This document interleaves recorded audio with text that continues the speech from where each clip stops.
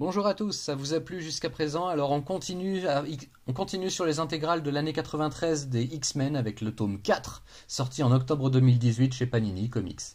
L'heure de la confrontation finale approche à grands pas et le professeur Xavier se prépare à enfreindre ses propres principes pour mettre fin à la tension internationale provoquée par le déclenchement des protocoles Magnéto votés à l'ONU.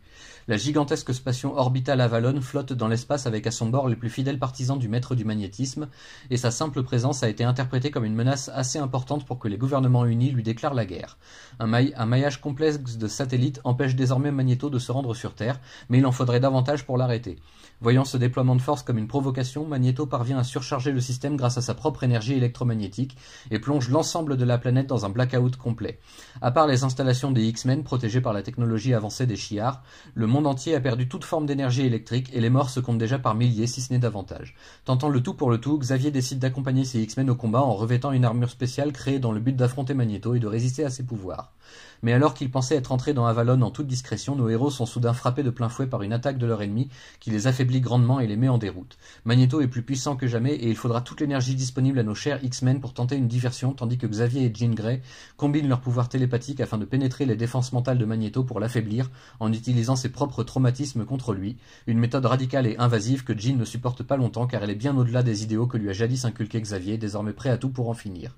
Malheureusement, il faudra un nouveau sacrifice pour triompher de Magnus et c'est Wolverine qui en fera les frais, se lançant dans un assaut frontal dont il ressortira grièvement blessé et même en danger de mort imminente à cause de l'extraction forcée de l'adamantium de son squelette par Magnéto à bout de patience. Après ce dernier acte de cruauté, Xavier décide qu'il est grand temps de s'impliquer en personne, et faisant appel à ses propres ressources mentales, il prive définitivement Magnus de son esprit. Une sanction implacable qui horrifiera les X-Men autant qu'elle les soulagera sur le moment. Le retour sur Terre ne sera pas une partie de plaisir car le Blackbird n'a pas été conçu pour pénétrer dans l'atmosphère en catastrophe, et Logan est à deux doigts d'y rester à cause des séquelles de l'affrontement. Jean parvient à sauver tout le monde in extremis, et nos héros regagnent l'Institut où chacun devra désormais panser ses plaies et vivre avec leurs crimes sur la conscience. Charles Xavier ignore qu'à cet instant il vient de sceller le sort de la Terre et de ses héros dans un avenir tout proche et funeste. Mais d'ici là, il faut encore tenter de convaincre Colossus de rejoindre les rangs de ses anciens frères d'armes. En effet, le titan d'acier a décidé de rester auprès de Magnéto pour le veiller et le soigner, même s'il n'y a désormais plus aucun espoir de le revoir conscient un jour. Même la tentative désespérée de Kitty Pryde n'y change rien. La détermination de Colossus est inébranlable et les X-Men ont dès lors perdu un de leurs plus précieux atouts. L'heure est maintenant à la réflexion pour chacun, Logan décidant lui aussi de prendre ses distances avec l'Institut et partant pour sa propre quête de vérité sur lui-même. Les X-Men sont victorieux une fois encore, mais quel est le prix à payer pour retrouver la paix intérieure après toute cette histoire?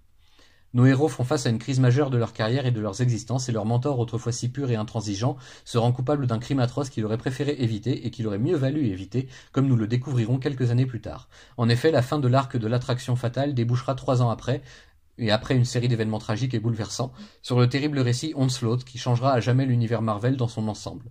Scott Lobdell réaffirme son talent et son emprise sur le destin des mutants et plus particulièrement des X-Men et de leurs ennemis jurés, qu'ils soient humains ou mutants eux aussi. Les artistes donnent leur maximum pour porter toute l'intensité de cette histoire et faire ressentir des conséquences déjà à cette époque, à travers des dessins de haut niveau et d'une qualité narrative qu'on ne peut démentir. Désormais les choses seront bien différentes et la 5e et peut-être dernière intégrale de l'année 93 nous proposera sans doute un nouveau statu quo de nos héros vis-à-vis du reste du monde.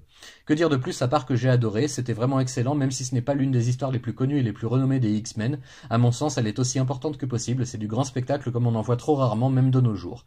Écrite à l'occasion des 30 ans de la série originelle, elle bouleverse tout ce en quoi on croyait jusque-là, principalement concernant le professeur Xavier et ses méthodes et idéaux qui se retrouvent ici malmenés comme jamais. Panini fait de nouveau un travail impeccable d'édition dans cette belle collection Marvel classique, même si ce 4e tome comporte moins de chapitres que la normale et est de fait un peu moins épais que les 3 précédents. Qu'importe, le plaisir reste le même, rendez-vous prochainement pour ce qui sera peut-être le dernier chapitre consacré à 93, cette année décidément bien funeste pour tous les mutants.